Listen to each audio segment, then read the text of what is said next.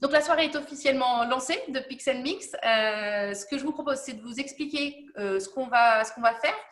Pix & Mix, l'idée, c'est de mixer différents univers. Et donc, c'est important pour nous de faire connaissance. Donc, on va prendre le temps qu'il faut au départ, un petit quart d'heure pour faire connaissance. Et ensuite, on investiguera ce mixte entre l'économie circulaire et le numérique à travers 3 exemples et 2 personnes à chaque fois qui vont nous expliciter les exemples. Donc, on aura un premier temps autour des synergies, comment créer des synergies inter-entreprises grâce aux outils digitaux avec Upcycléa et Green.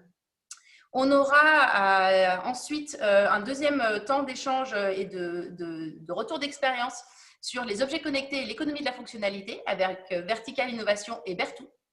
Et enfin, on aura un 3e exemple autour de numérique et de l'émergence de nouveaux modèles économiques avec Lizzie et Decathlon for Club.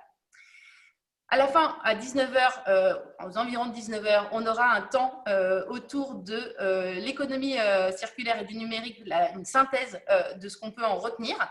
Un temps de questions-réponses, une conclusion à 19h25 avant de vous laisser pour l'apéro ou la soupe à 19h30. C'est-à-dire l'apéro, vous pouvez le commencer dès maintenant en prenant une bière à côté de vous, il n'y a aucun souci. Voilà pour le déroulé. Ce qu'on vous propose pour continuer, c'est de se présenter. Donc, je vais laisser la parole à Anne pour présenter la French Tech. Merci Audrey, bonsoir à tous. Alors, la French Tech in the Alps de Chambéry, qui est co-organisateur de cet événement ce soir, c'est un collectif de professionnels alpins qui est engagé dans la construction de notre environnement économique, technologique et innovant. La French Tech, c'est surtout une dynamique qui fédère les entreprises innovantes sur le sillon alpin de tous les secteurs d'activité, que ce soit le numérique, l'industrie, l'énergie, le tourisme et beaucoup d'autres. La French Tech in the Alps, elle a 3 missions sur le territoire. La première mission, c'est d'agir en tant que hub d'information, communication et mise en relation pour justement favoriser ces synergies sur le territoire. La deuxième mission, c'est d'opérer des programmes nationaux de la French Tech pour soutenir la création et le développement des entreprises innovantes. Et enfin, la troisième mission, c'est de déployer des projets qui répondent à des enjeux d'entreprise ou sociétaux sur le sillon alpin, à savoir des enjeux de recrutement, d'inclusion numérique, de responsabilité environnementale, d'impact, qui aussi nous réunit ce soir, pour justement dynamiser et valoriser ces territoires. Rapidement, un point sur Pix & Mix, c'est une soirée qui a été, un événement qui a été initié en 2019, l'année dernière. L'objectif de Pix & Mix, c'est d'organiser initialement une soirée apprenante et festive. C'est pour ça que ce soir, ça s'appelle En attendant Pix & Mix, parce qu'on espère vous retrouver tous en 2021. L'objectif de cette soirée, c'était de faire se rencontrer des secteurs variés d'activités, donc le numérique et d'autres. En 2019, c'était avec des acteurs de la culture et des artistes. Et l'objectif, là encore, c'est de créer de nouvelles coopérations entre des secteurs qui se connaissent mal et de justement stimuler de l'émergence de nouvelles solutions, de nouvelles collaborations sur le territoire. Voilà. Merci Anne. Du coup, je vais passer la main à Mélisse pour nous présenter Solucir. Bonsoir à tous, je m'appelle Mélisse Carcassonne et je fais aussi partie, désolée, de l'équipe coordinatrice, je vais y arriver, de Solucir, au même titre qu'Audrey. Et pour vous présenter Solucir en quelques mots, aujourd'hui, c'est une dynamique locale qui s'est montée en format associatif récemment et qui vise à instaurer et développer l'économie circulaire comme modèle prépondérant de l'économie de territoire. Et pour répondre à cette belle et grande ambition, aujourd'hui, on a un réseau de plusieurs centaines d'acteurs engagés en Pays de Savoie, donc 73, 74 et alentours, puisqu'on n'est pas du tout fermé aux territoires connexes. Et l'idée, c'est de créer et recréer les liens entre les entreprises, les collectivités, la recherche, l'université, les élus, les startups, etc., de tout secteur d'activité, dans le but d'agir collectivement pour une même cause. Tout en étant du coup vraiment à l'écoute des besoins du territoire. Et donc, c'est bien sûr de faire émerger et de soutenir des solutions circulaires, Solucir qui signifie solutions circulaires, en répondant donc à des enjeux locaux et environnementaux. Pour le petit teasing, l'ouverture des adhésions se fera en janvier et on vous sait dans les starting blocks. Donc, merci à tous ceux qui ont co-construit la dynamique jusqu'ici et vous êtes bien sûr tous invités à nous rejoindre. Et ensuite, on a Auvergne-Rhône-Alpes Entreprise avec Isabelle qui va nous présenter Auvergne-Rhône-Alpes Entreprise et Circulaire 4.0. Oui, bonsoir à tous. Donc, Isabelle Clouet, moi je suis chargée d'affaires à l'agence Auvergne-Rhône-Alpes Entreprise. Donc, c'est l'agence de développement économique régional. Nous sommes au service des entreprises de l'industrie et des services à l'industrie. Et on est 130 salariés répartis sur 11 antennes dans tout le territoire régional, dans l'objectif de nouer des relations de proximité avec les entreprises. On accompagne les entreprises dans leurs projets de développement, dans les projets d'innovation, d'implantation et de développement international. On pilote notamment un dispositif permettant d'amener les entreprises vers l'industrie du futur. Et quand on dit industrie du futur, on parle de nouvelles technologies, bien sûr, mais aussi d'humain et de transition écologique. Me concernant, je travaille plus spécifiquement sur l'accompagnement des entreprises sur les thématiques de l'innovation et de l'économie circulaire. Et je suis en charge pour l'agence du programme européen Circulaire 4.0 qu'on a démarré en début d'année. Alors, ce programme, il a pour but d'accompagner les PME industrielles de l'espace alpin dans leur transition vers l'économie circulaire en exploitant le potentiel des technologies digitales, d'où notre présence ce soir au PixNMix. Ce programme regroupe 15 partenaires de 5 pays européens de l'arc alpin et se traduira notamment, et dans le concret, par un développement d'outils et d'actions de sensibilisation et de formation, dans un premier temps à destination des structures qui accompagnent les PME, puis ensuite à destination des PME elles-mêmes. Merci Isabelle. Ce qu'on vous propose maintenant, c'est de lancer officiellement les retours d'expérience de nos invités. Et peut-être juste avant de vous donner un tout petit peu de contexte sur la situation et qu'est-ce qui nous amène aujourd'hui à faire un PixNMix qui mixe l'économie circulaire et le numérique. Alors, vous l'avez remarqué, on a tous vécu d'une manière ou d'une autre le confinement, a commencé au mois de mars. Et peut-être que vous, comme nous, vous avez vu passer sur les réseaux, dans la presse, beaucoup de questionnements autour de notre modèle économique et beaucoup de souhaits d'aller vers un modèle économique différent.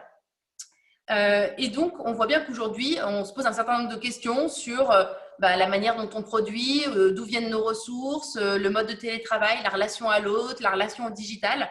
Et donc, en fait, tout ça, toute cette crise nous fait nous poser des questions. Et ce qui est sûr, c'est qu'on va aller vers une transformation de nos modèles. Ce n'est pas instantané, ce n'est pas immédiat, c'est un mouvement de fond. Mais cette transformation des modèles, ce qui est sûr, c'est qu'elle doit aller vers plus de numérique, on le vit clairement ce soir, mais aussi plus d'économie circulaire. Alors, on a vu qu'il y avait beaucoup de monde qui connaissait l'économie circulaire, donc je vais être très succincte sur ce qu'est l'économie circulaire. L'idée de l'économie circulaire, c'est comment on fait en sorte que les matières qu'on extrait aient la durée de vie la plus longue possible. Ça s'oppose à l'économie linéaire où on extrait, on produit, on consomme une fois et on jette derrière. Donc, l'idée, c'est d'avoir des boucles qui se fassent de manière à réutiliser les produits, à s'approvisionner en local, à concevoir les produits intelligemment, de manière à ce qu'on puisse bien penser leur fin de vie. Voilà, donc toute cette logique-là de réparation, réemploi, éventuellement recyclage quand on n'a pas pu faire tout le reste, c'est tout ça que concerne l'économie circulaire. Et donc, on est convaincu aujourd'hui que le numérique peut être un allié précieux pour développer l'économie circulaire. Et donc, c'est toute la thématique de ce soir. C'est ce que vont nous témoigner nos différents invités. Et merci à Anne pour avoir initié cette collaboration entre nous tous pour pouvoir vous démontrer le lien entre l'économie circulaire et le numérique. Peut-être petite règle du jeu.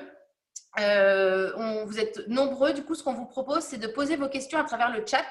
Anne va les prendre au fur et à mesure. Donc, posez vos questions sur le chat en notifiant à qui vous souhaitez poser la question. Si on peut, on va prendre une ou deux questions au fur et à mesure des interventions. Et dans tous les cas, on essaiera d'avoir un temps d'échange à la fin pour prendre le maximum de questions. Voilà, donc je passe la main à Mélisse pour initier la réflexion avec Upcycléa et Green. Merci Audrey. Du coup, on va effectivement accueillir notre premier duo de témoins qui vont nous montrer comment créer des synergies interentreprises sur un territoire grâce aux outils digitaux. Et donc, tout de suite, on va commencer avec Olivier Colloc, si tu veux bien te présenter, nous présenter Green et nous dire déjà quels étaient les besoins du territoire, s'il te plaît. Donc, bonjour à tous. Donc, Olivier Colloc, je travaille chez Decathlon et depuis 3-4 ans, on contourne des entreprises dans notre vallée et avec un tout petit groupe d'entreprises, au début, peut-être une dizaine, un peu autour d'une table, un peu de façon spontanée comme ça. On a démarré une réflexion en se disant mais qu'est-ce qu'on peut faire ensemble pour agir sur des sujets de développement durable parce qu'on habite ici et on veut pouvoir agir pour en faire profiter tout le territoire, pour nos collaborateurs, pour nous-mêmes, nos familles. Et on a travaillé sur un système associatif qu'on a monté avec, qui s'est enrichi de plusieurs entreprises. On est à peu près 80 entreprises aujourd'hui, un petit peu plus peut-être, et sur un territoire qui va du Léman au Mont-Blanc, donc à peu près 80 km de long, dans une vallée un peu encaissée. Et donc, ce qui est intéressant, c'est qu'il y a des entreprises de tous les secteurs, de toutes les tailles, du service, de l'industriel, du bois, du textile, du métal, évidemment, dans la vallée de l'Arve. Voilà. Et un de nos sujets, c'est effectivement l'économie circulaire. Alors, qu'est-ce que ça veut dire l'économie circulaire? Ça veut dire comment on peut mieux exploiter nos ressources, les partager, un peu comme le fait la nature finalement, qui réemploie, réutilise, sauf que les humains, on a mis en place un système qui n'est pas si naturel que ça. Et donc du coup, on a besoin aujourd'hui d'avoir un langage commun qui vous permet de se passer d'entreprise à entreprise des ressources, des informations. Et aujourd'hui, ce n'est pas facile. Ce n'est pas facile à l'intérieur d'une entreprise, dans un secteur d'activité. Alors, je ne vous raconte pas, même sur un petit territoire comme la vallée de l'Arve, que c'est très compliqué à mettre en œuvre si on parle avec des gens qui scient du bois ou qui font des produits avec de l'eau thermale ou qui font des produits de sport. Donc, on a un petit peu tout ça, ou des industriels, des agriculteurs, des entreprises de services. Voilà. Donc, on a vraiment besoin, et on est convaincu que le digital, par son potentiel, permet ce mix, justement, et permet d'avoir un outil qui permet de dialoguer entre les entreprises et faire se rencontrer des besoins, des opportunités et des personnes pour faire des actions concrètes. Donc on a... Si je peux me permettre peut-être si je peux me permettre de te réorienter, peut-être plus dire, alors du coup, Green, déjà peut-être juste l'acronyme, et redire un peu les sujets sur lesquels vous êtes, et notamment quel était l'objectif du groupe économie circulaire de Green. L'objectif du groupe économie circulaire était de tendre effectivement vers le zéro déchet incinéré, parce que c'est un sujet dans la région, mais de façon plus générale, il est aussi de dire comment mieux réemployer les ressources, parce qu'on est tous conscients d'avoir des ressources dans nos entreprises, mais qu'on ne sait pas forcément se les partager, entre guillemets. Donc, c'était l'objectif principal. Et l'acronyme, ce que c'est très important, ça veut dire Groupement pour la responsabilité des entreprises. Ça, c'est un nom, on voulait un nom qui sonne un petit peu et qui soit un nom de code assez facile à retenir. Tout à fait. Et du coup, comment est-ce que, du coup, vous êtes dit, il nous faut un outil numérique pour pouvoir avoir un langage commun, pour répondre à un besoin d'aller vers un zéro déchet incinéré. Et du coup, le choix s'est orienté vers un outil qui, à l'époque, parce qu'il faut rappeler peut-être que c'était il y a déjà 1 an et demi, du coup, vous êtes orienté vers myOpsycléa. Voilà, bon, il y a plusieurs acteurs peut-être qui ont... On s'est orienté vers myOpsycléa après avoir fait un petit benchmark, effectivement, des solutions qui existaient. Et c'est surtout dans une logique de... on a été assez séduit par la potentialité du logiciel, en fait, de mise en relation. Et on s'est dit, il faut y aller. Voilà. Je vais Super. laisser la parole à Christine qui en parlera encore mieux que moi. Voilà, exactement. J'allais dire, voilà, du coup, très bonne introduction pour Christine Guinbrutter qui va nous présenter MyUpCycléa, la plateforme, et plus globalement UpCycléa, l'entreprise qu'elle dirige. Oui, merci beaucoup et merci pour Olivier pour cette introduction. Donc en fait, nous, on est parti d'un principe très simple, c'est que finalement, le modèle naturel, c'est le modèle qui ne crée aucun déchet. C'est-à-dire qu'on n'est pas en train de se dire, j'ai des déchets, qu'est-ce que j'en fais? C'est littéralement, il n'y a pas de déchets dans la nature. Alors, on a regardé de près ce modèle avec mon associé Eric dès 2007 et on a commencé à s'intéresser à qu'est-ce que ça veut dire quand il n'y a pas de déchets. Ça veut dire tout simplement le sujet, la slide qu'on voit devant. Ça veut dire qu'il y a, comme par exemple dans la nature, si on prend l'exemple du cerisier, un cerisier au mois de février qui va avoir une très grosse biomasse, des magnifiques fleurs qui vont tomber au sol dans lequel il y a plein de petits micro-organismes qui vont transformer toutes les fleurs qui vont tomber au printemps au sol et qu'on ne va pas considérer comme des déchets, mais bien comme des nutriments. Eh bien, ils vont les transformer pour le bien, pour l'abondance de l'ensemble de l'écosystème. Et donc, on est arrivé avec un grand concept en se disant, ben, en fait, pour pouvoir imiter le modèle naturel, il faut qu'on répartisse les entreprises sur 3 types d'activités. Celles qui ont des gisements de ressources usagées, c'est-à-dire l'équivalent des fleurs qui tombent au sol, toutes les entreprises et tous les partenaires qui vont travailler à transformer cette matière, et puis l'ensemble du marché qui est en recherche de matières à partir de matières régénérées, recyclées, upcyclées, avec pour nous un point qui était très important, c'est de se dire que l'upcyclage, c'est le fait de ne pas perdre la qualité de la matière pendant ces transformations. Donc, on est parti du concept. On l'a présenté à différents concours dont on est lauréat, comme par exemple Programme Investissement d'Avenir et Green Tech Vert, par exemple. Et on a appliqué l'ensemble de nos algorithmes que l'on a donc codés sur le modèle. Il y a des gisements de ressources usagées, il y a des transformateurs de la matière et il y a un marché qui veut de ces matières. Et bien, on l'a appliqué à 3 secteurs. Celui du real estate, c'est-à-dire le modèle appliqué au bâtiment. Donc, je veux éco-concevoir, construire et exploiter un bâtiment, eh bien, je peux le faire avec ce triptyque, c'est-à-dire je vais faire rentrer des produits qui ont tous été caractérisés par le passeport circulaire, qui est une carte d'identité qui va caractériser chacun des produits qui vont rentrer dans le bâtiment. Et puis ensuite, au moment de l'exploitation, eh bien, je vais sortir les produits qui vont être des bâtiments qui vont être rénovés, je vais sortir des produits qui sont déjà caractérisés. Et puis, je vais pouvoir les réintroduire chez des fabricants de produits. Par exemple, une vieille moquette en polyamide se dépolymérise pour faire du nylon régénéré, pour des collants pour dîmes ou pour faire des objets à partir de ce nylon. Et ensuite, on s'est dit, bah, tiens, ce modèle s'applique aussi au territoire. Et c'est à ce moment-là que j'ai eu le plaisir de rencontrer l'équipe Green.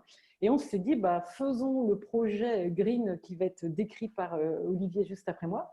Appliquons ce modèle triptyque et ces algorithmes pour ce projet de UpCyclave à partir de textiles usagés. C'est un des 3 flux qu'on est en train de mettre en place avec Olivier. Du textile usagé qui est collecté, qui va être trié et upcyclé pour pouvoir créer des nouveaux objets ou des nouveaux produits textiles. Donc, je te laisse peut-être Olivier continuer. Effectivement, du coup, oui, peut-être pour faire l'enchaînement, simplement là, effectivement, donc vous avez la boucle d'UpCycléa. Maintenant qu'on a pu un peu voir émerger les besoins du territoire, voir ce que c'était MyUpCycléa, Olivier, si tu peux effectivement nous présenter un peu plus le projet, l'expérimentation en cours et nous donner un peu plus de détails, s'il te plaît. Oui, en fait, ce qui est fondamentalement important déjà dans Green, c'est que c'est intersectoriel. Et comme l'a dit Christine, dans la nature, plus un écosystème il est riche de diversité d'entreprises, plus on a des chances de reconstituer quelque chose de très vivant. Et on a fait un petit peu ce constat parce qu'on a la chance dans la vallée de l'Arve d'avoir à peu près toutes les typologies d'industries ou d'entreprises qu'on peut avoir. Et ce qui nous a semblé très, très intéressant, c'est justement l'idée que tout le monde peut être, toute entreprise, que ce soit un architecte ou un industriel, il va être à un moment donné propriétaire de certaines ressources, du mobilier, du textile, on l'a dit, etc. Et puis, il va être il va avoir des besoins aussi pour son exploitation, pour sa production, etc. Et puis, sans doute, il a des capacités de transformation, il a des ciseaux, des machines pour broyer, des choses pour transformer, pour chauffer, pour stocker, etc. Et donc, en mettant toute cette... l'idée du logiciel, c'est de mettre une sorte d'intelligence collective avec un langage commun, c'est-à-dire de trouver des standards qui nous permettent de nous passer justement tout ce qu'on a. Et ce qui est inutile à l'un, pouvoir le rendre utile à l'autre. Voilà. Donc, c'est vraiment quelque chose de finalement très simple. Simple à dire, mais pas simple à faire. Et effectivement, pour démarrer, il faut démarrer petit. On a démarré avec une dizaine d'entreprises. Donc, ces entreprises, on les a choisies très diverses, des boîtes qui sont qui scient du bois, d'autres qui s'occupent de routes ou de matériel de sport, par exemple, ou de décolletage, évidemment. J'ai parlé des termes, par exemple. Voilà, des gens qui ont des métiers complètement différents. Et ce qui est intéressant, c'est que c'est dans cette diversité qu'on va rencontrer des opportunités à faire rencontrer ce qui peut paraître comme un déchet pour certains, peut être très utile à l'autre, soit un mobilier usagé, soit effectivement un textile qui peut devenir un chiffon industriel ou après transformation qui peut peut-être devenir un granulé, etc., et resservir dans une production pour quelqu'un d'autre. Et sans la technologie et sans le PIX de la technologie, eh bien, on ne peut pas faire le mix. Voilà, en conclusion.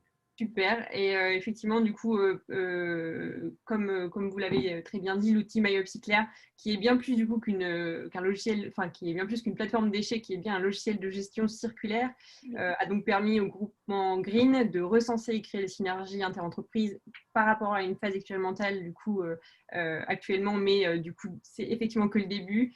Car plus il y a d'entreprises, de solutions, de capacités de transformation, et plus il y aura d'échanges. Donc, c'est vocation aussi à s'étendre. Olivier, je pense que effectivement, l'ambition, c'est on commence petit.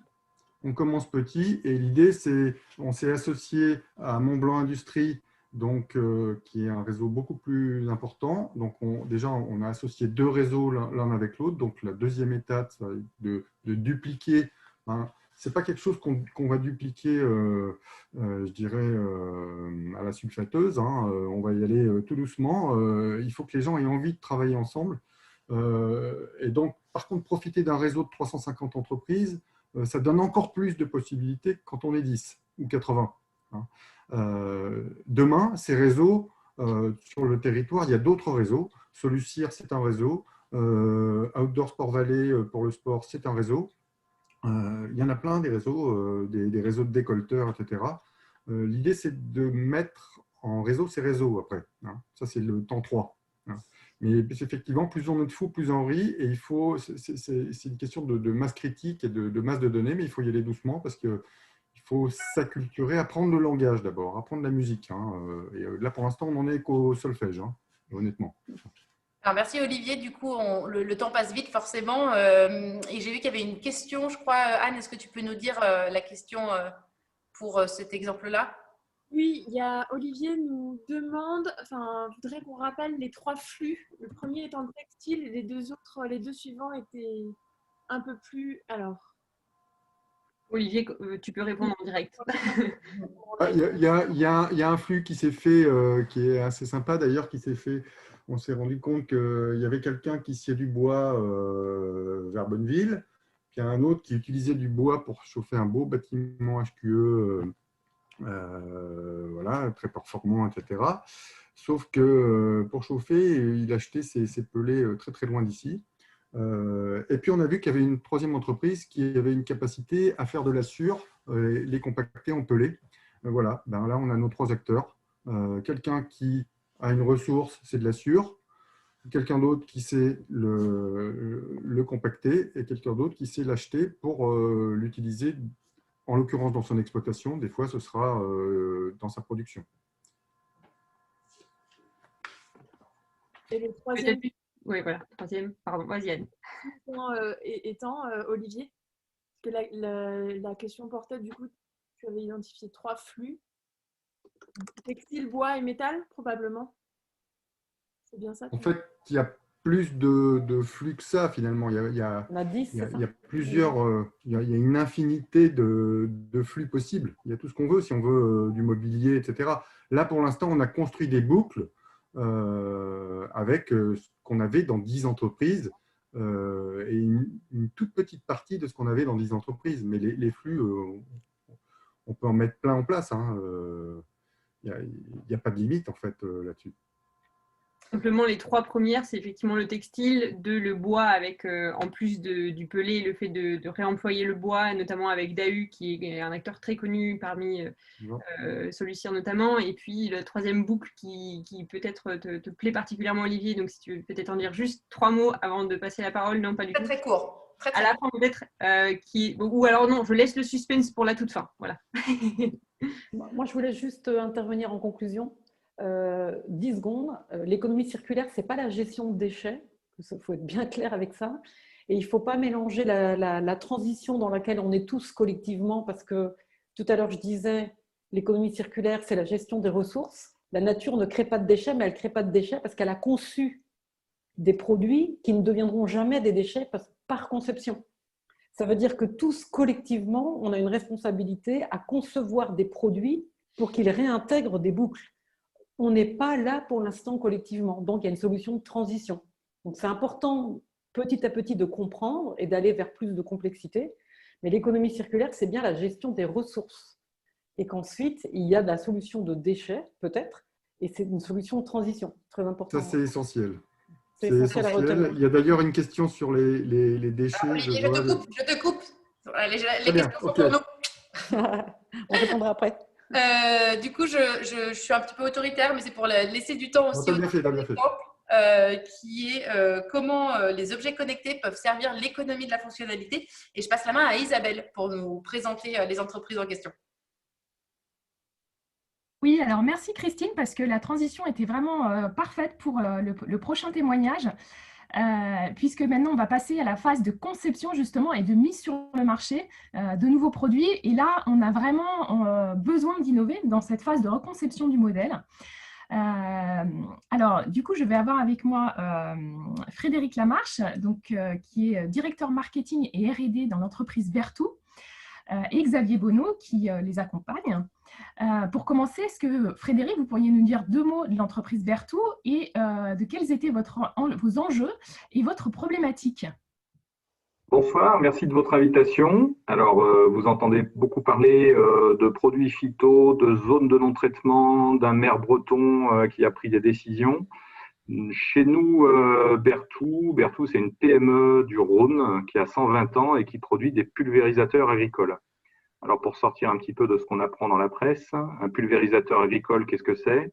C'est une cuve de 200 à 10 000 litres montée sur des roulettes qui sert à épandre des produits de nutrition et de soins des cultures sur des largeurs de 10 à 50 mètres par passage de machine.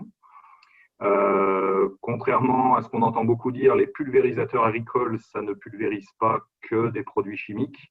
C'est utilisé dans tous les modes culturaux, aussi bien en bio qu'en biodynamie, qu'en haute valeur environnementale, que pour pulvériser des céréales pour vos baguettes du matin qui sont certifiées sans produits phyto, dans des filières qui sont de plus en plus qualitatives. Donc aujourd'hui, le contexte dans lequel on est, l'enjeu et la problématique sont les suivants. Le contexte, on a d'un côté un contexte politique qui est le pacte vert européen, la directive Sud, donc des objectifs très très ambitieux portés par l'Europe et qui sont en train d'arriver petit à petit en France sur la division par 2 d'ici 2025 de l'utilisation des produits phytosanitaires et la division par plus de 10 dans les 30 prochaines années qui arrivent de l'utilisation de ces produits. Donc le contexte pour nous il est compliqué parce que c'est une remise en cause des investissements que font nos clients en termes de machines. Pourquoi acheter une machine dans un contexte aussi variable que celui-ci? Et puis il y a un contexte sociétal qui est très très adverse vis-à-vis des agriculteurs qui se font très régulièrement caillasser, vandaliser des machines et agresser quand ils vont dans les champs. L'enjeu dans ce contexte pour la société Berthoud, c'est savoir ce qu'on doit faire dans un contexte aussi incertain que celui-là. Donc, on a mis en route un travail sur l'innovation par les usages pour comprendre les impacts sur notre activité et s'interfacer beaucoup plus avec les utilisateurs de machines.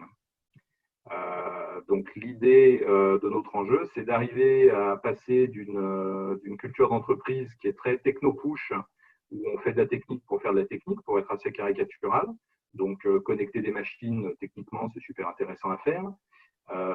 Maintenant, à quoi ça sert?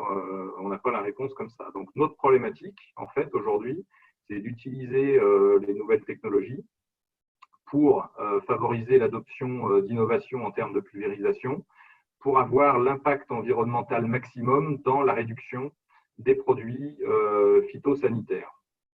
Donc, l'idée, c'est d'aller d'une part vers l'innovation par les usages et en même temps de coupler ça avec l'analyse en cycle de vie. Et quand on dit cycle de vie, on met un S à tous les mots parce qu'il y a plusieurs cycles et il y a plusieurs vies. Donc, on est en train, par rapport à ce que disait Olivier précédemment, de rentrer dans des boucles de boucles de boucles. Voilà la présentation. Merci. Alors du coup, Xavier, est-ce que tu peux nous dire 2 mots sur Vertical Innovation et quelle a été ta proposition pour répondre à la problématique de Berthoud? Ok. Bien, bonsoir à tous. Donc, Xavier Bonneau, moi je dirige un cabinet de conseil en innovation qui s'appelle Vertical Innovation. Et parmi les activités que nous avons, nous aidons les entreprises à basculer dans le business model de l'économie de la fonctionnalité et de la coopération. Alors, c'est quoi l'économie de la fonctionnalité pour situer le débat pour ceux qui ne le connaissent pas? En fait, l'économie de la fonctionnalité, il y a un gros changement en termes de business model. Quelque part, c'est une innovation par le business model. Et cette innovation, ça consiste à ne plus vendre un produit. Donc, comme une machine Berthoud, je la vends à mon client et c'est fini. Et puis, je ne le revois que lorsqu'il veut renouveler son installation. Mais l'innovation dans le business model, c'est de dire je ne vends plus le produit, j'en garde la propriété. Et vous voyez immédiatement que si le constructeur garde la propriété du matériel, eh bien, pour réduire ses coûts, il a tout intérêt à ce que ce produit dure 10 ans, 20 ans, 30 ans, 40 ans, pourquoi pas 50 ans. Et du coup, comme il aura intérêt à maintenir et à augmenter la durée de vie du produit, donc il va le maintenir, il va l'upgrader, il va donc rajouter toutes les fonctions pour qu'il corresponde aux dernières normes, etc. Mais il va garder la base. Et du coup, ça va permettre une économie de matière qui sera très conséquente. Je ne sais pas si vous connaissez Isabelle Delannoy, qui a rédigé un bouquin qui est vraiment très intéressant, qui s'appelle L'économie symbiotique. Et elle exprime le fait que si on mutualise des équipements et qu'on passe en économie de la fonctionnalité, le gain en termes de ressources va de 45 à 250. Donc, si on arrive à baisser par 250, enfin, c'est un maximum théorique, hein, bien sûr, mais ne serait-ce que par 50, déjà, la consommation de ressources, c'est juste énorme. Et sachant qu'on sait que les consommations de ressources sont en courbe exponentielle et qu'un jour, on va toucher les limites, quoi. Voilà, donc ça c'est notre boulot de faire comprendre les atouts et les enjeux de l'économie de la fonctionnalité, à la fois pour l'économie, enfin pour la pérennité de l'entreprise et à la fois pour l'écologie. Donc du coup, comment on s'est rencontré avec Frédéric? Comme Frédéric l'a dit, on s'est rencontré sur l'enjeu de connecter les machines. Et bien sûr, si on connecte les machines, donc on va y mettre des objets connectés, comme on peut les connaître. Mais si on connecte les machines, de facto, on va créer un service, au moins le service d'aller proposer une connexion.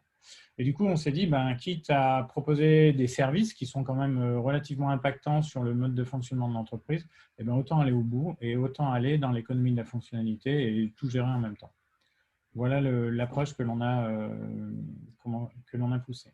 Et alors, comment du coup ces outils technologiques peuvent servir cette économie de la fonctionnalité? Qu'est-ce qu'ils apportent et qu'est-ce qui ne serait pas rendu possible avec ces outils? Enfin, sans ces outils, pardon. Alors, ce qu'apportent ces outils, c'est finalement de l'information. Donc, le côté par lequel il ne faut pas démarrer, c'est de se dire j'ai une machine, je vais la connecter, donc j'achète un boîtier GSM, 4G et je remonte des données et puis je me pose après la question de qu'est-ce que je vais faire avec ces données. Et il faut se mettre plutôt d'abord en contact avec l'utilisateur pour voir comment il va pouvoir utiliser ces données. Donc aujourd'hui, dans le contexte agricole, il y a une foule d'applications, ce qu'on appelle les FMIS, les Farm Management Systems, qui permettent de gérer ces données avec des très grands acteurs internationaux, des très petits acteurs locaux, beaucoup de startups autour de l'utilisation de ces données. En fait, sur le fond, qu'est-ce que vont permettre de faire ces données? Parce qu'on pourrait se limiter à l'utilisation des données et à l'innovation par les usages. Ce que font ces données, c'est que par rapport aux différents cycles de vie, encore une fois au pluriel, des machines, ça permet d'échanger de l'information sur le fonctionnement et l'état de la machine d'un élément de cycle de vie à un autre élément de cycle de vie. Donc, on a par exemple de l'utilisation sur une parcelle donnée, quel est le volume de produits que j'ai épandu à un moment donné, dans un premier niveau. Et puis, si on parle de cycle de vie et de recyclabilité, j'ai aussi la possibilité d'identifier où sont les machines en fin de vie pour récupérer les matériaux qui sont sur cette machine, la réparer, la recycler et aller jusqu'à proposer une offre dans laquelle je ne parle plus de vendre des machines, mais je propose au client un abonnement d'utilisation de son outil de production à l'hectare et je lui assure au fur et à mesure des années un outil de production qui fonctionne.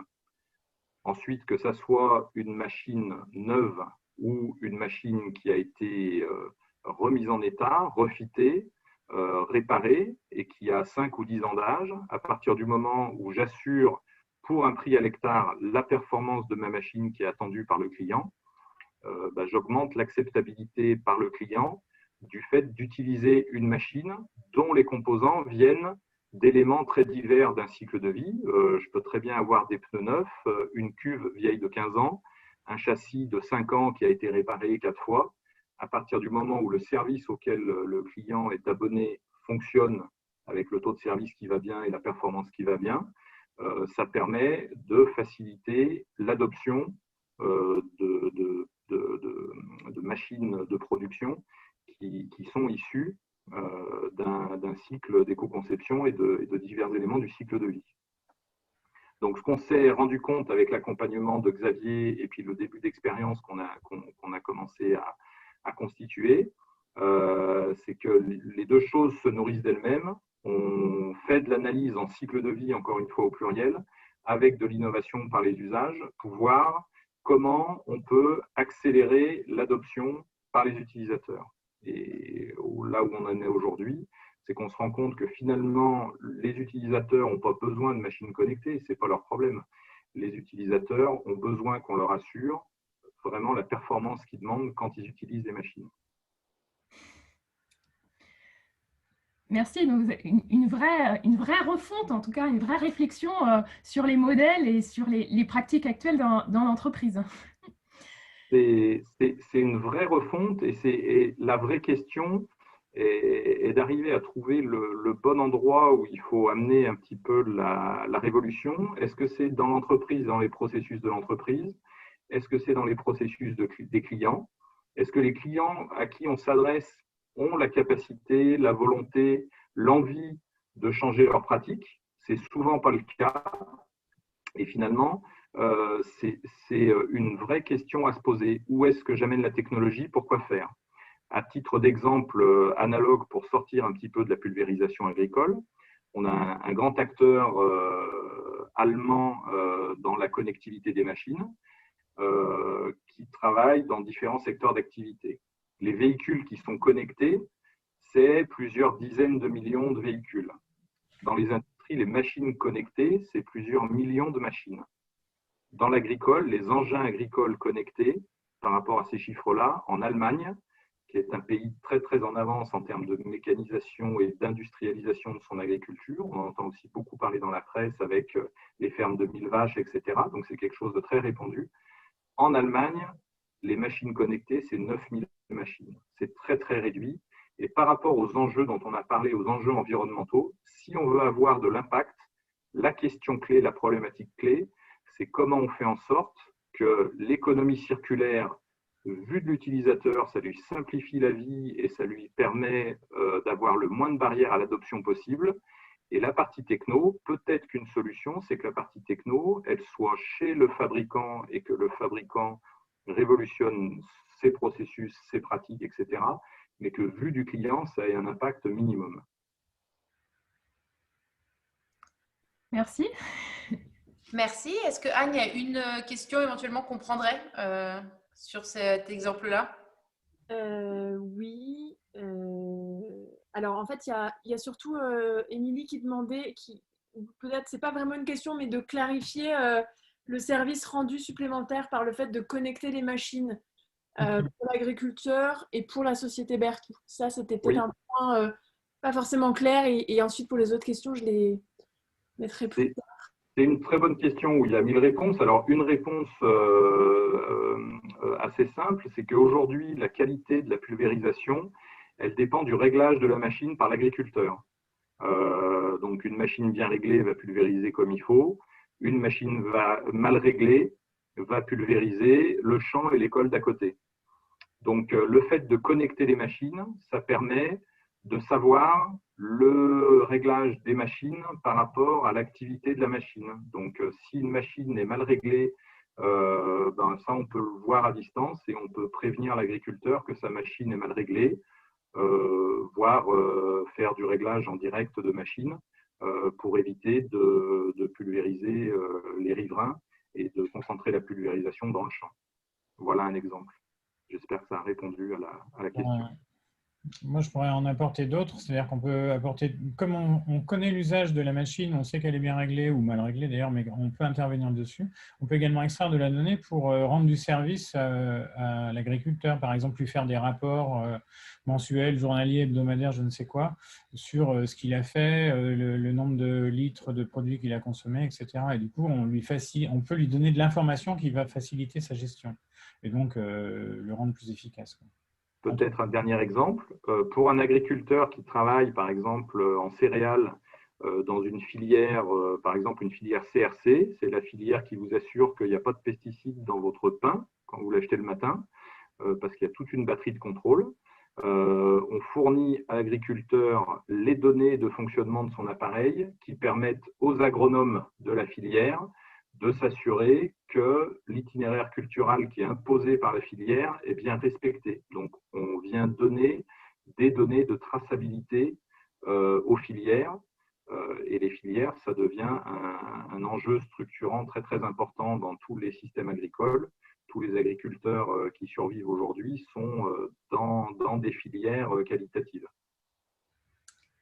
Merci pour vos réponses. On prendra les autres questions qui ont été posées sur le temps de questions-réponses à la fin. Je vous propose qu'on passe au troisième exemple de la soirée qui est l'exemple autour de comment ce numérique peut permettre de tester des nouveaux modèles économiques.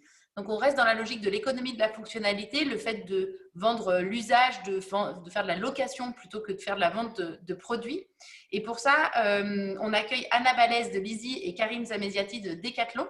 Donc, pour commencer, Anna, peut-être est-ce que tu peux nous dire, Lizzie, qu'est-ce que c'est et en quoi vous contribuez avec votre entreprise et votre technologie à l'économie circulaire? Oui, déjà, merci Audrey pour l'invitation et bonsoir à tous. Voilà, je suis cofondatrice de Lizzie, donc on est une start-up. On existe depuis 2 ans et on est une entreprise qui fabriquons un SaaS, donc un logiciel qui va permettre de fluidifier en fait toute la donnée qui circule entre les consommateurs qui souhaitent louer des produits. Donc on est vraiment dans la location, comme l'a dit Audrey. Avec les logisticiens, parce que je pense qu'on l'a un petit peu vu là, mais il y a vraiment des gros enjeux logistiques à faire circuler comme ça autant d'objets en aller et retour, et surtout connecter cet objet qui aura été remis à neuf avec le prochain locataire et ainsi de suite, et faire tourner l'objet le plus possible. Donc voilà, donc Lizzie, on est en train de monter ce logiciel, collecter énormément de données autour de l'usage, autour de l'appétence des consommateurs à la location, autour de la facilité de mettre la location en marche chez les logisticiens qui ne sont pas tout à fait habitués à ça, donc il faut les équiper notamment en machine de remise à neuf, et voilà, et aussi Karim va en parler tout à l'heure, comment est-ce que les marques vont faire le pas vers ces nouveaux business models. Et Karim va en parler très très bien. Donc ça fait 2 ans qu'on travaille avec Decathlon et qu'on a lancé notamment Forclaz sur le matériel de trekking. On a eu plein de learning. Oui, je voudrais aussi ajouter, parce qu'on est vraiment dans le sujet du numérique, aujourd'hui, si on a pu lancer Forclaz aussi assez rapidement, intégrer des produits Decathlon dans un circuit qui est, je le répète, mais qui est quand même assez complexe de faire des allers-retours à autant d'objets dans autant d'endroits de France, voire d'Europe. C'est assez complexe et en fait, on peut le faire aujourd'hui parce qu'il y a une surdigitalisation de tous les postes, toutes les étapes de cette chaîne de valeur. Voilà, donc il y a 20 ans, on utilisait, enfin la puce RFID, pour ceux qui connaissent, ça existe depuis 20 ans, mais en fait, on peut l'utiliser à son plein potentiel seulement maintenant, et ce qui nous permet de suivre de façon unique chaque produit. Donc ça, c'est une des parties du process qui fait qu'on arrive à être super efficace et à remettre en location très très vite les produits qui sont mis en location, et donc d'apprendre encore et encore sur comment est-ce qu'on fait pour privilégier l'usage à la fabrication de produits. Et peut-être pour finir, la vision qu'on a chez Lizzie, elle est très très claire, c'est que dans 10 ans, on est ambitieux, mais dans 10-15 ans en tout cas, on divise vraiment par 2 la production d'objets neufs, parce que je vais faire un petit pic à ce qui se passe aujourd'hui. Voilà, comment est-ce qu'on voit un peu, on peut analyser l'économie telle qu'elle est aujourd'hui. On comprend quand même que si les gens n'achètent pas des choses et des trucs, on va droit dans le mur. Donc, je crois qu'il y a un gros paradigme à changer et que finalement, l'argent peut être dépensé à plus d'utilité, plus d'échanges, plus de joie que des produits qui sont fabriqués et qui sortent de façon continue des usines. Donc, voilà, nous, on aimerait bien que d'ici 15 ans, on fabrique moins, mais on utilise plus. Voilà. Et donc, je pense que Karim est d'accord avec moi là-dessus. Oui, pour faire le lien, du coup, effectivement, l'intérêt de Lizzie, c'est de proposer une solution qui permette de dire repensons l'usage du produit et faisons en sorte que, effectivement, comme on disait tout à l'heure, on crée ces boucles. Donc là, c'est des boucles entre utilisateurs quelque part. Et pourquoi c'est de l'économie circulaire? On pourrait se dire, c'est de l'économie circulaire parce qu'en fait, on utilise le produit pour son plein potentiel versus on utilise notre tente Forclaz si on est des randonneurs ponctuelle, qu'on l'utilise peut-être 2 fois dans l'année et le reste du temps elle est dans le garage, là ça lui permet de tourner beaucoup plus et d'être beaucoup plus utilisée, ce pourquoi finalement elle est née entre guillemets. Du coup Karim, pour faire le lien avec toi, donc Karim, tu travailles pour la marque Forclaz de Decathlon. Est-ce que tu peux nous dire un petit peu pourquoi vous vous êtes tourné vers ce nouveau business model, le fait de louer des produits alors que vous êtes dans l'absolu un modèle très intégré de vente de produits, et pourquoi vous êtes tourné vers Lizzie? Qu'est-ce que ça vous a apporté? Merci déjà pour l'invitation et bonsoir à tous et à toutes. Évidemment, je suis d'accord avec tout ce qu'a dit Anna, je bois ses paroles, je suis à fond.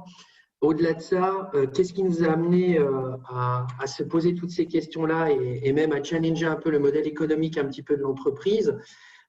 C'est tout simplement ce qu'ont déjà dit d'autres intervenants, c'est qu'il faut écouter de plus en plus nos utilisateurs, nos clients. Et on avait déjà ces remontées depuis pas mal de temps où il y avait une difficulté, en tout cas pour notre sport, qui était l'accessibilité. Même si Decathlon est quand même plutôt bien positionné, je pense, sur le produit et sur le rapport qualité-prix, ça reste quand même parfois pas si facilement accessible. Donc, il y avait l'accessibilité, donc qui remontait beaucoup, et une envie en fait de consommer en fait nos produits, mais différemment. Parce que souvent, le mot consommation va avec vente, mais en fait, ça, c'est pas vrai. On peut consommer le produit, consommer, comme on le disait tout à l'heure, la fonctionnalité. Et donc, c'est ça aussi. Après, il y a aussi chez Forclaz, et on en discutait la dernière fois, moi je pense que je suis un des moins militants de tous, et pourtant c'est moi qui en parle ce soir, il y en a qui le sont beaucoup plus, Olivier Colotte les 100 fois plus que moi. Donc c'est pour vous dire qu'en fait il y a vraiment aussi vraiment des partages de valeurs et une volonté de faire bouger les choses, et qui est vraiment dans, je dirais, l'ADN de chacun de chez Forclaz. Et ça c'est vraiment important parce que ça nous motive nous dans l'éco-conception. C'est-à-dire qu'aujourd'hui, 100% des produits Forclaz qui sont nouveaux et travaillés sont éco-conçus.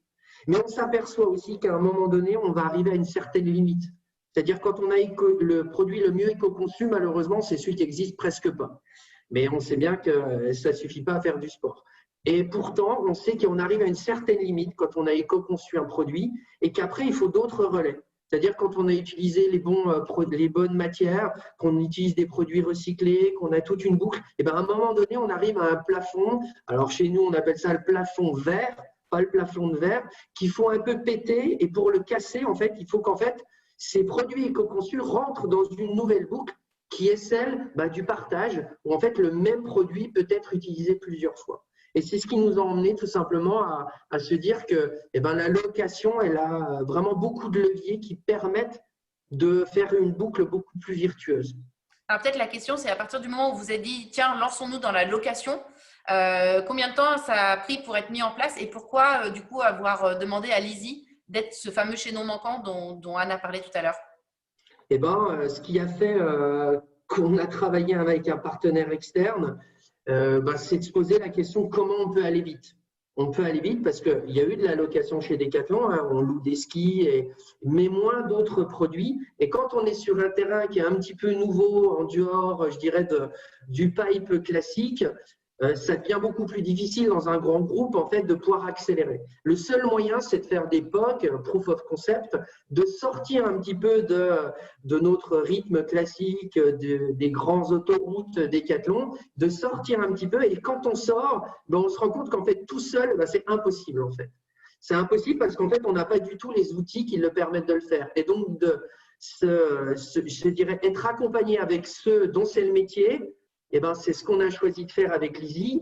Et pourquoi Lizzie? Ça a été déjà une rencontre. Il ne faut pas qu'on se mente. Avec Jean-Seb, on a plus cru en Anna qu'en algorithme, pour être honnête. Pour moi, la circularité, c'est aussi des gens et des rencontres. Mais au-delà de ça aussi, c'était l'expérience qu'apportait Anna. Et du coup, là-dessus, on a accéléré parce qu'on se dit qu'aujourd'hui, le numérique, c'est déjà quelque chose qui est attendu par beaucoup de consommateurs parce que c'est pour beaucoup de choses bien plus simples, c'est réactif, c'est dynamique, ça permet d'être livré rapidement, etc.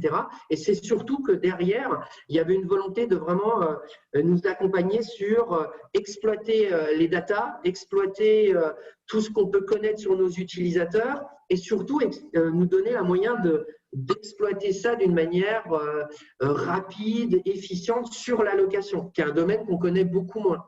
Et ça, sans Lizzie, c'était possible, c'est toujours possible. Par contre, ça prend beaucoup plus de temps et souvent, il faut intégrer l'ensemble des services. Et puis là, en fait, aujourd'hui, je ne pourrais pas vous témoigner. Je ne ferai qu'un slide pour vous dire on aimerait le faire. Là, on l'a plutôt réalisé en 4-5 mois. Et après, on était déjà live au bout de 4-5 mois en ayant créé un site internet, une site bien clairement définie, des produits déjà chez Lizzie et puis un process qui fonctionne. Tout simplement sans Anna et son équipe, c'est juste pas possible en fait.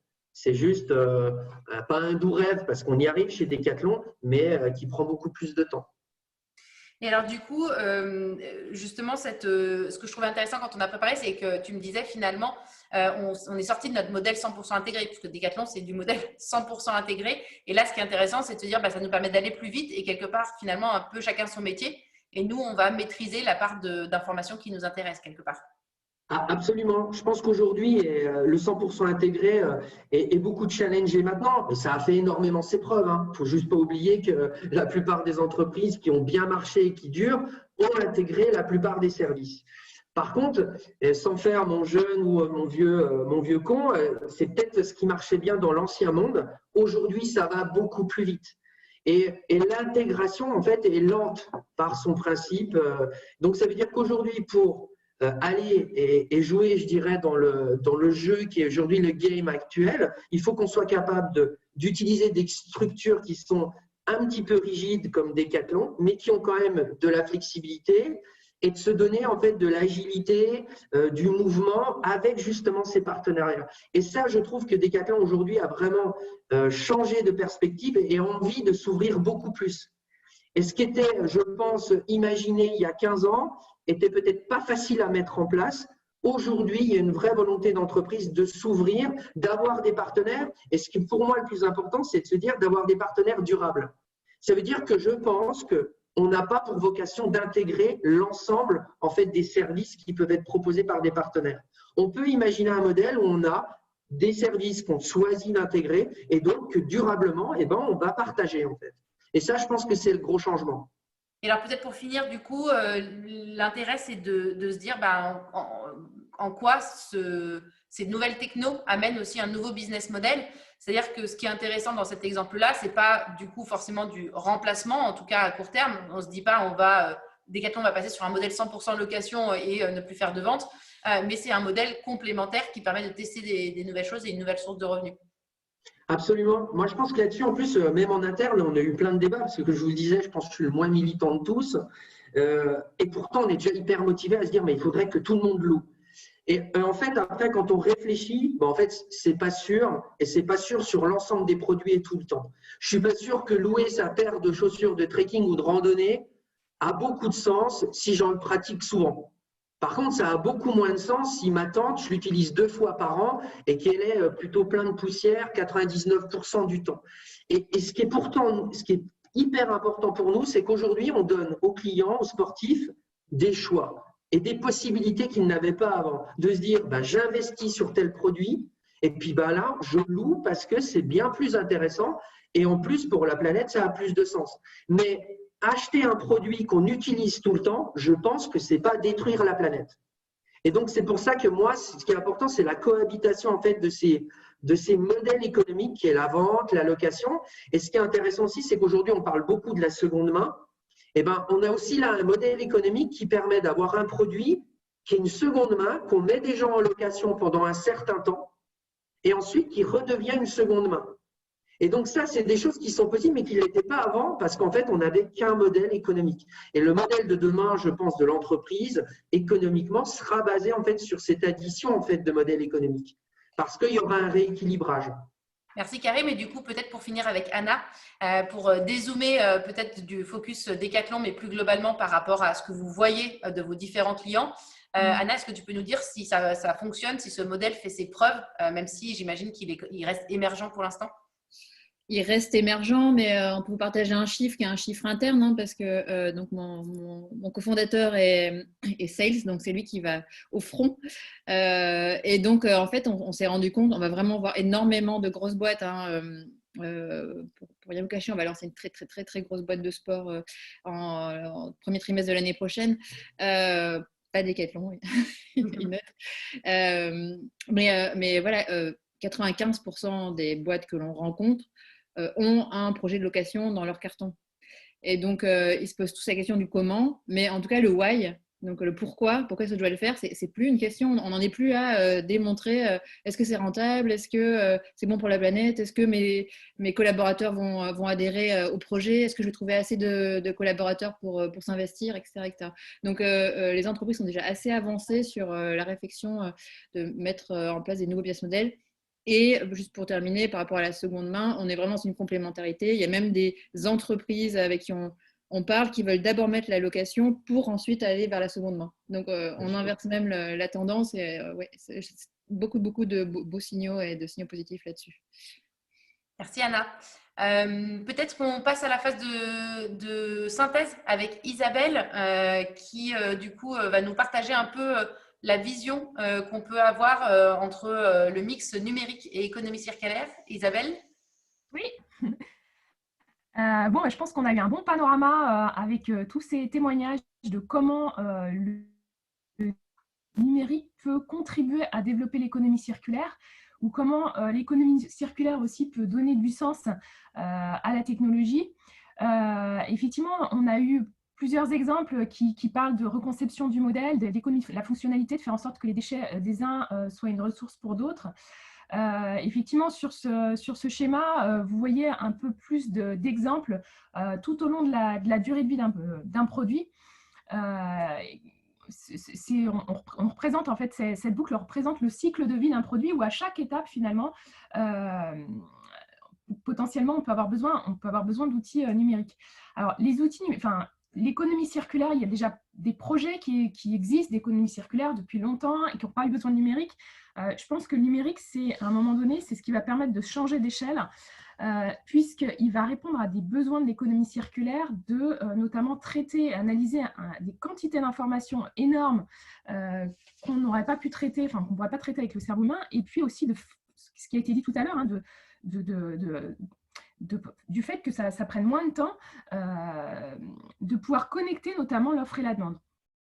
Si on prend juste quelques exemples supplémentaires, si on repart tout au début du cycle de vie d'un produit, effectivement, l'un des besoins, et nous à l'agence on est contacté régulièrement sur ce sujet, c'est des entreprises qui veulent concevoir des produits plus respectueux de l'environnement, à un moment donné vont chercher des sources d'approvisionnement, que ce soit sur des produits, sur des matières premières vierges ou que ce soit sur des matières recyclées. C'est finalement où est-ce que je trouve localement ces sources d'approvisionnement. Donc là, effectivement, on va pouvoir se servir de bases de données ou de passeports produits. J'ai vu dans le chat que effectivement Upcycléa parlait de la plateforme qui propose sur le sujet. Ça peut être aussi, effectivement, donc l'idée c'est de trouver des informations sur ces produits. Il va y avoir besoin aussi de traçabilité, et là, des nouvelles technologies comme la blockchain qui est relativement émergent et qui permet de stocker tout l'historique des échanges, en tout cas qu'il y a eu sur un produit ou sur une matière sur toute sa vie, va permettre d'y répondre. Il peut y avoir aussi des plateformes web. À l'agence, on va mettre en ligne début 2021 une marketplace qui aura pour but de connecter justement les entreprises régionales entre elles et de favoriser le sourcing local, où chaque entreprise pourra déposer voilà, sa recherche et les entreprises pourront aller voir ensuite ce qui est publié pour trouver des solutions locales. Voilà, donc ça c'est tout au début de la chaîne. Ensuite, si on continue sur de la conception produit, le challenge de l'économie circulaire, ça va être d'économiser, d'utiliser le moins de matière possible et puis de tracer les matières. Donc là, on va pouvoir utiliser des technologies comme la fabrication additive, où on revient aussi toujours sur cette blockchain. Et puis, quand on va être en phase de production, l'idée, ça va être d'éviter les gaspillages. Donc, d'éviter qu'on fabrique, qu'on ait des rebuts notamment de production, et donc de suivre les consommations et de suivre tout ce qui se passe sur la chaîne de production. Donc là, on aura besoin d'outils de monitoring, par exemple. On continue, en fait, une fois que le produit est fabriqué, c'est comment on le vend, quel est le modèle. Donc là, je pense que ça a été pas mal illustré tout à l'heure. Et puis, une fois que le produit maintenant circule, on continue sur son cycle de vie. L'idée, ça va être d'allonger sa durée de vie, donc notamment en le réparant. Et donc là, on va pouvoir avoir notamment la fabrication additive qui va permettre de fabriquer des pièces détachées pour pouvoir donner une seconde vie à un produit qui est, par exemple, défectueux. Et puis après, on va avoir le réemploi et la réutilisation qui vont permettre de donner soit une nouvelle vie, soit selon le même usage, soit selon un usage différent à ce produit. Et là, on a effectivement toutes les plateformes interactives qui vont être utiles et indispensables pour connecter l'offre et la demande. Et puis, dernière étape du cycle de vie, si on veut réinjecter les matières dans de nouveaux cycles de vie, si on ne peut plus rien faire d'un produit, à un moment donné, il va falloir le broyer pour récupérer et isoler les matières.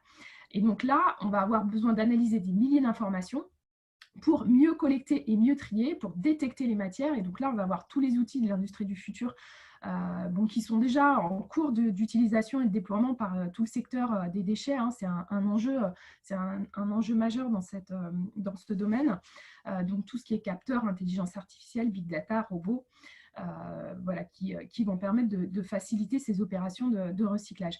Et puis effectivement, on boucle la boucle à chaque fois, et faire les déchets des uns une ressource pour d'autres. Je crois que ça a été bien présenté par Upcycléa.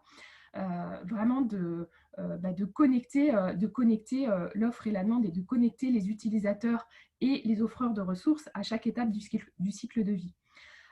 Cette connexion, ça va être aussi l'enjeu de Circular 4.0. Hein. Les technologies, elles existent. Les besoins de l'économie circulaire, je pense qu'on vient d'en parler beaucoup ce soir. L'idée, c'est vraiment à un moment donné de faire en sorte que ces technologies soient mises à disposition des acteurs de l'économie circulaire, soient connues des acteurs de l'économie circulaire. et puis qu'ils puissent se les approprier et à bon escient. Effectivement, l'idée, c'est pas de mettre de la techno pour mettre de la techno partout, c'est de mettre de la techno utile et bien de faire le pendant à chaque fois entre quel est l'impact environnemental qui va être généré, est-ce qu'on va l'améliorer ou est-ce qu'on va finalement le dégrader sans, sans amélioration supplémentaire. Voilà un petit peu en synthèse sur les liens économie circulaire et numérique qu'on a pu voir ce soir. Merci Isabelle. Et du coup, on a 8 minutes pour les questions avant de passer à la conclusion. Donc forcément, ça va être frustrant parce qu'on ne va pas pouvoir tout prendre, mais ce temps était un avant-goût avant le vrai présentiel, PixelMix présentiel. Donc voilà, on sait que la visio a ses limites aussi, donc on va essayer de respecter le temps. Anne, est-ce qu'il y a des questions qui sont encore en cours, et je demanderai aux intervenants d'avoir autant que faire se peut, je sais qu'ils sont bavards, mais des réponses courtes pour qu'on puisse en prendre un maximum. Merci.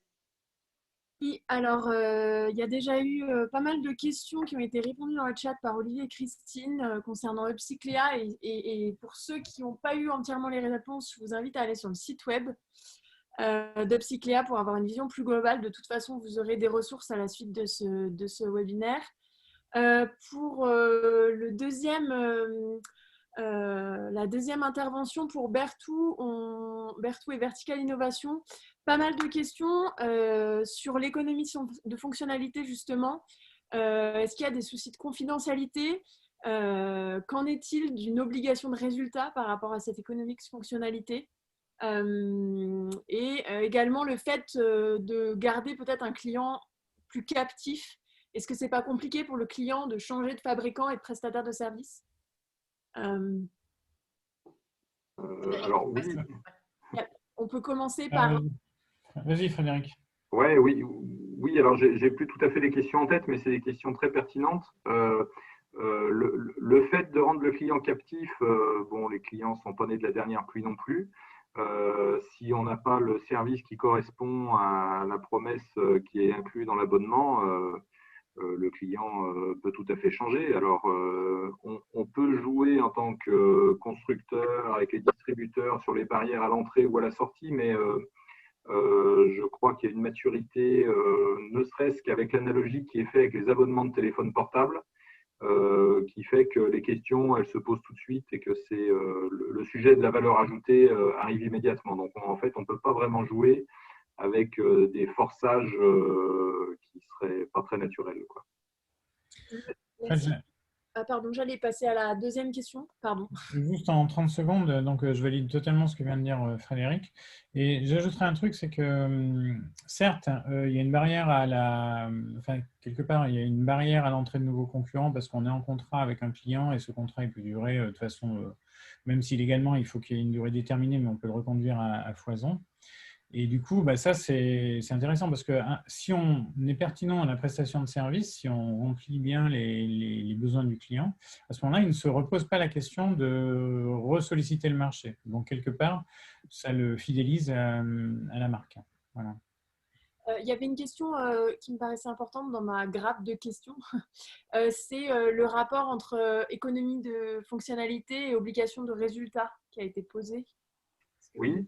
Dire un mot, oui, on s'engage bien sur du résultat, c'est-à-dire quand on mixe l'économie de fonctionnalité et l'innovation par les usages, enfin on ne peut pas considérer l'un sans l'autre, c'est qu'on s'engage bien à un résultat qui est beaucoup plus explicite que quand on vend une machine et qu'on ne voit plus le client pendant 10 ans, quoi, pour le dire comme ça, parce qu'à chaque instant, on vient s'assurer que la performance de ce qu'on vend est bien au rendez-vous, ce qui a l'avantage d'augmenter la fréquence des contacts avec le client et ce qui est beaucoup plus engageant pour faire du bon travail, sortir des bonnes machines qui durent dans le temps. Merci. Encore une question concernant votre intervention.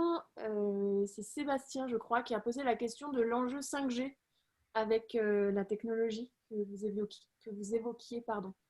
Oui, alors à ce jour, on est surtout sur de la 4G et des réseaux bas débit, LoRa, Sigfox, ce genre de technologie-là. Pour l'instant, avec les volumes, on l'a vu tout à l'heure, ce sont des volumes de machines relativement faibles. Il n'y a pas encore d'enjeu 5G. L'intérêt de l'enjeu 5G qu'on voit et qui nous remonte des distributeurs, des réseaux de distribution, des clients, c'est la simplicité d'accès plus que des blocages techniques aujourd'hui. Merci beaucoup. Encore deux questions, plutôt pour la troisième et dernière intervention. Julie posait la question pour Karine. Alors là aussi, c'est deux questions. Le matériel d'escalade via Ferrata, est-ce qu'il est concerné par la location? Si oui, quels sont les moyens de sécuriser ces usages-là? Et une deuxième question, toujours de Julie, mais qui est un peu liée, pardon. Pour les produits qui ont été loués, quelle solution vous avez en fin de vie pour que cette location, pour la location, mais éventuellement aussi pour rendre encore ce matériel utilisable? Alors, sur la première question, je suis en train de réfléchir. Redis-moi juste le sens de la première, j'ai un petit doute. Le matériel d'escalade et de via Ferrata, Ah oui. concerné Sur ce matériel-là, aujourd'hui, en fait, sans rentrer dans les découpes Décathlon, des sports et tout, parce que je pense qu'avec ça, je peux vous animer une soirée entière. En gros, le matériel de via Ferrata d'escalade n'est pas dans le portefeuille sport, en gros, de Forclaz. Bon, c'est plutôt une distinction interne, mais à terme, j'espère bien que ces produits-là intégreront en fait le principe de location.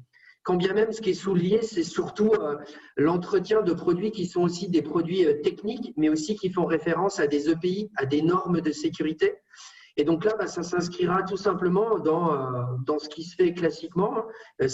Chaque produit sera contrôlé par un partenaire externe qui s'occupera de s'assurer que l'ensemble des produits sont toujours techniquement et d'un point de vue sécuritaire réutilisables.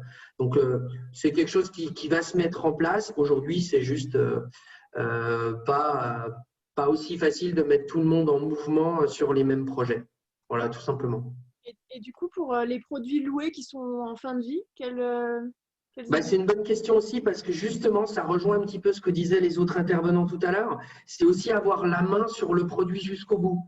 C'est-à-dire qu'aujourd'hui, quand on vend un produit, entre guillemets, on ne sait pas ce qui va se passer à la fin, on ne sait pas si ça finit dans une décharge, on ne sait pas si c'est enfoui dans le jardin ou si ça pourrit dans un grenier, voire pire.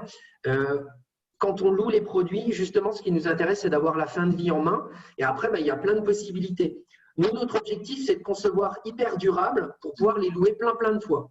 Mais on sait qu'à la fin, il y aura plusieurs solutions. Soit le produit, en fait, on ne garantit pas en fait, ses promesses principales pour un usage équivalent à un produit neuf.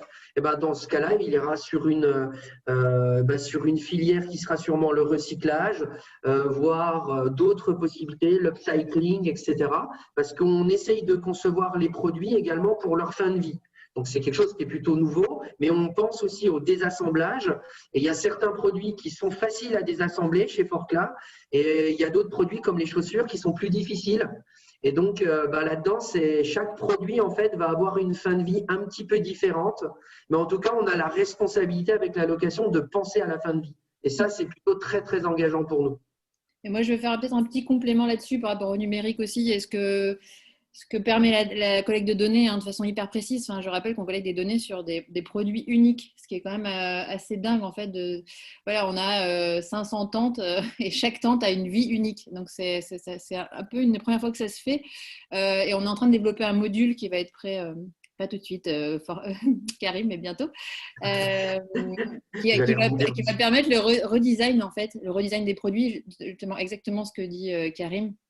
Et pour ça, notamment, on est en train de commencer les partenariats avec des experts du Cradle to Cradle. Je pense que vous êtes au courant de tout ça. Et voilà, c'est un module qu'on va sortir début 2022 parce qu'on sait que c'est un besoin très, très fort de redesigner des produits parce qu'au bout d'un moment, on ne va pas juste toujours vendre en seconde main ce qui arrive à la fin de la location. Il faut repenser tout le circuit et on est très conscient de ça. Donc voilà, c'est pour conclure là-dessus. Intéressant. Merci Anna, merci Karim, merci à tous pour ces questions. On a promis 19h30, donc on vous propose de passer à la conclusion. Anne, je te laisse la main pour cette conclusion. Audrey, la conclusion, elle est simple et avec un grand sourire. Merci déjà à tous de vous être connectés ce soir, à tous nos intervenants pour leur témoignage et leur disponibilité. Et également à nos soutiens donc pour la mise en œuvre de cet événement digital qui est l'avant-goût du présentiel. Donc on vous l'a dit, on se retrouvera en 2021. La date est encore à déterminer pour la suite présentielle et festive et conviviale de tous ces échanges riches. Et pour le mot de la fin, en partie, je voudrais inviter Claire Lemot du Crédit Agricole à prendre la parole. Donc, Crédit Agricole qui est notre soutien, Oui, soutien pour cet événement. Merci à eux. oui, bonsoir à tous. J'espère que vous m'entendez bien. Alors, je vais pas être très longue pour ce mot de la fin. Vous dire qu'en tant que partenaire officiel, on est ravis et fiers d'accompagner Solucir dans cette belle dynamique pour soutenir l'économie circulaire sur nos territoires. Le Crédit Agricole des Savoies, c'est une banque mutualiste. On a 3 valeurs qui sont très fortes, c'est la responsabilité, la solidarité et la proximité. Et en fait, ce qui fait notre identité aussi, c'est notre ancrage territorial, parce que en fait, l'intégralité de nos agences, elles sont implantées en Savoie et en Haute-Savoie, et au service des Savoyards et des Hauts-Savoyards. Et c'est ces valeurs finalement qui expriment la manière dont on souhaite participer au développement économique de notre territoire et forcément favoriser, ça paraît logique, toute la dynamique autour de l'économie circulaire. Et pour vous citer un petit peu un exemple concret qu'on a mis en œuvre justement et qui démontre comment les outils numériques dans la banque qui peuvent contribuer aussi au développement de l'économie circulaire. En fait, c'est une initiative qu'on avait mis en œuvre lors du premier confinement avec les équipes du marché agriculture et professionnels.